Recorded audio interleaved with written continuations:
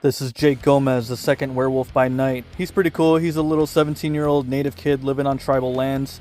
This is his first story to get him jumping into the action, so he can be experienced and all. So some scumbags are in tribal land shooting shit, and this girl Molly rides up and tells them to get the fuck out or they might run into a creature. And they see it, they start blicking some, and we get our first appearance of Werewolf by Night, Jake Gomez, and he's already looking sick as fuck. Look at him, he has a ponytail. He looks more like compared to Jack Russell. Excellent artwork. Look at him standing on business, sending these scumbags home packing. They take the L, get the fuck out of there. Werewolf walks up to Molly, they lock eyes, and it turns out they're friends, they're cool with each other. What makes Jake different from Jack is that there's no full moon necessary for him to change. He changes at night based on emotion, and he needs music to calm him down and also help him transform. This is Red Wolf and JJ. They're native US Marshals trying to capture a mutant with awakened powers called Pathmind. He's trying to download data sets so he can take over governments. They capture him and get another tip about werewolf sightings and missing natives on the Hopi reservation. Jake actually works at Life Pharmaceuticals, and Molly wants him to break in and spill some intel. Back at Grandma's house, she actually knows that Jake is a werewolf, and she kind of trolls his ass for clogging up the bathroom and all the sinks and pipes and shit like that. As you can see, it's hard out here for a native teen werewolf because here he is at Life Pharmaceuticals scrubbing toilets and shit like a fucking beta. Then Corporal walks in demanding their assistance on floor 3 for some extra scrubbing. And this is where he finds out that the corporation is sussy as fuck, and we also get a good look at his heightened abilities in his natural state. He's able to see and sense the death that happened in the room. And that's his confirmation to go back to Grandma's, eat, plan, and prepare to investigate Life Pharmaceuticals. And later that night, they spot some sussy vehicles, so Jake locks in and goes to investigate. And I'm loving how they gave Jake's werewolf form more of a canine snout, whereas Jack has more of like a wolfman face. So Jake runs up on the trucks, flips the back one over. Remember, werewolf strength is no joke. Look at a shot of him leaping in the air. Tribal ponytail in the back flapping. Amazing. But when he reaches the front truck, he rips the back door off and he finally finds the missing native res kids. And if you ever seen a werewolf happy, there you go. Man's out here looking crazy. The kids tell him watch out, and he turns around to find a small group of these fucked up, mutated looking humanoid animals with augmentations on it. What the fuck, mate? Is this the shit that they're working on in the underground bases? This is the cover for issue 2, and Jake's werewolf is looking scary as hell on this one. And this is the standard cover. I like this one too, where he's fighting these creepy ass cyborg creatures. Which leads us into the first page banger. Look at this shit, the detail on these creatures. You got an arachnid looking being, a canine looking being, and like a bird porcupine looking female. Amazing. But like the tribal night wolf he is, Jake stands out of business and gets right to battle. Puts on chop suey by System of a Down and starts fucking banging out. Look at that shit. Funny as hell. I'm loving this werewolf. Look at this shot. Another peak panel, back-to-back epicness. This is my favorite panel of the issue. Man is out here moving mad. Beautiful artwork. Jake is a beast. He's holding his own against his canine cyborg, but this is where they start to jump him. Nice and detailed shot of this female creature jumping in for a fly kick. Jake has an unexplored feral side that he's about to be pushed into. And Molly's just watching from a distance because there ain't shit that she can do. All she can do is just leave to go get help. But Jake gets knocked out.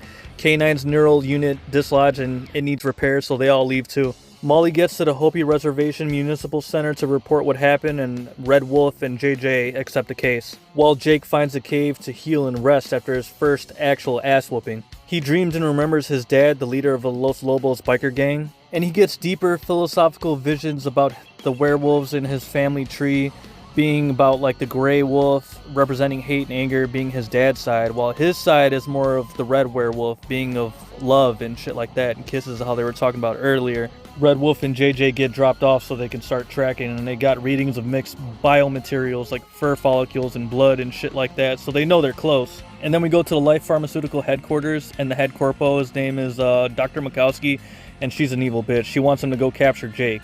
Jake sleeps all day, wakes up, reflects on the ass whooping that he got and how he needs to be a hero, and he needs to get back to the res before sunset, otherwise he'll wolf out and lose control. Scumbags from the beginning of the story are in a chopper trying to look for him for the rematch, but then Red Wolf and JJ spot him. Jake books it, Red Wolf chases, and remember, his transformation is based on emotion. He doesn't have his music to calm himself down, so his fear turns to rage, and then he fucking transforms, and he goes in for the attack. 8-foot werewolf jumping at you like this, you're shitting bricks. I don't care how hard you say you are. Cover for issue 3. Look how big Jake is. He might be the tallest werewolf. And then this is the variant cover for issue 3. And this motherfucker's looking wild. Art style with the wolves behind him.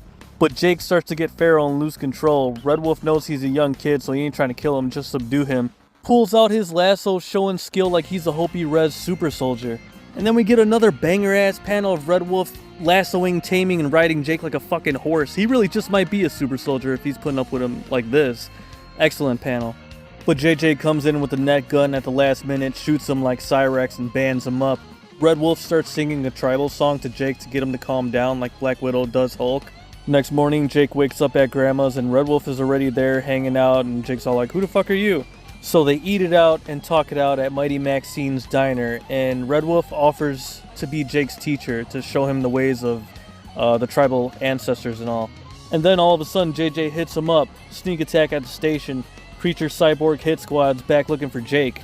And they're bucking at each other, it's a fucking shootout, get the tranks. And now it's a standoff, this town ain't big enough for the both of us. And they start fucking fighting, blinking some and shit. And Arachnid caught some tranks and shit, he goes down. Creature hit squad regroups and retreats. Molly shows up and Jake's all like, "Where's Grandma?" She's at the house.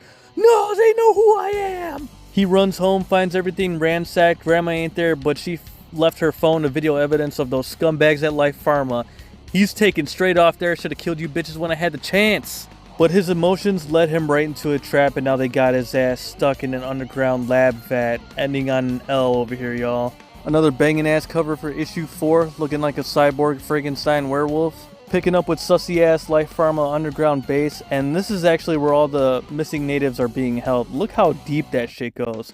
And it's fucked up because we probably got similar shit going on in our world. The story's probably hinting at something. But Red Wolf and JJ are finally pulling up on some Metal Gear Solid Snake shit. And they're also being helped by Pathmind too. He's helping them by hacking into the system and shit like that. Dr. Mikowski has a team of mercs that she wants to experiment on, turn them into cyber werewolves. Red Wolf and JJ find the control center, and it's actually being run by a fucking digital brain, organic networking system. And it's actually called the Brain Frame, but Dr. Mikowski sees the breach and she dispatches the hit squad to go attack JJ and Red Wolf, and they're fucking battling again, doing the best they can, holding them off, but Pathmind actually hacks into the Brain Frame and releases the cyber hold that they have on the creatures and shit. And Jake finally breaks out of his vat. He's looking for revenge, he's looking for blood, Mikowski on a t-shirt. Since the hit squad is good now, they rebel against Mikowski, while the mercs take the new cyber werewolf serum. Jake finally finds Grandma like Blade finds Whistler, but the merc is already waiting there for the 1v1. And here we go, Jake's like, "You kidnapped my grandma, you catch these claws, bitch! Look at him fucking fighting!" And you can tell the merc knows how to fight, he has some solid ass punches too. Amazing panel. Uses his momentum, knocks him off the ledge, falls and fucks up his tech, and he's down for the count.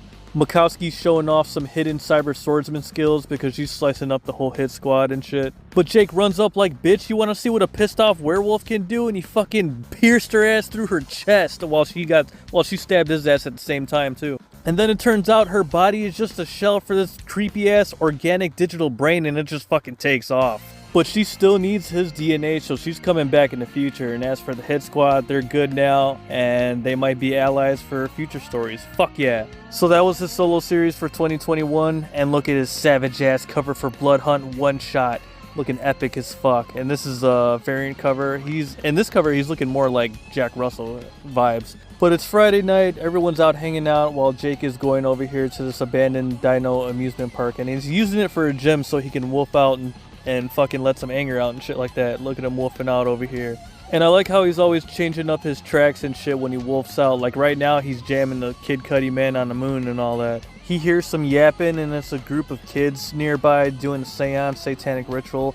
Some kid is trying to bring back his Uncle Duke for visitation and all that. And this is when Bloodhunt begins. Dark forest blots out the sky. Uncle Duke comes back and he's all like, "What the fuck, Trevor? You're a man now." Turns out to be a corrupt ghost and uses Trevor's body as a conduit. Fucking possesses him. Blasts one of the kids with hellfire, incinerates little Carson's, and he's barbecued right now. Jake's not able to transform right now, so he has to get the ghost to chase him and lead him away from the kids. A random group of scumbag vampires see the fire to go check it out. The ghost gets stronger, draws power, and turns on the electronics and the animatronics, and then the T-Rex comes on, but Jake shuts that shit down real quick, smacks the fuck out of it. But then Demon Ghost pulls up and smacks Jake into a fucking roller coaster. The rest of the kids make it out of the parking lot, and they run right into those scumbag vamps posing as cops. And they just start slaughtering and feasting on the kids. Bloodhunt's no joke. There's no sun, so they're just fucking running rampant right now. Demon Ghost is confined to the park, wants to break out, and incinerates his own nephew for not knowing the spell. Jake's swole as hell, but he's fucked up right now. But then the new moon shines, and Jake is instantly healed, rejuvenated feralness. And look at this shot over here of his new fucking form. This is when he turns white. Amazing panel. I love every time Jake turns into a werewolf. It's fucking peak. And he feels nothing but rage, blood, and violence is just fueling him, making him even more hungry. He even makes a statement that he feels like he's at a Rage Against the Machine concert, moshing and shit. Demon Ghost is still trying to attack the kids for the spell so he can break out of his confines. But Jake is just so feral and bloodlusted, he just goes straight for little old Trevor, rips his ass apart.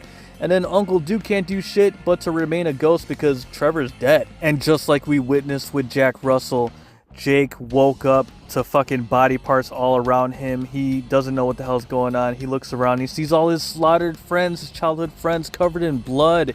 And it just ends with him all alone walking off into the desert, looking sussy as hell when the new moon shines. I'm loving Jake Gomez's story. His werewolf design is peak. I can't wait for him to team up with Jack Russell and just future stories and shit. Can't wait to see what's going on with this new moon, bloodlust, feralness, and shit like that, and how it connects to Varkalok, the Demon Wolf Lord. It's gonna be absolutely bloody mental, mate. See ya.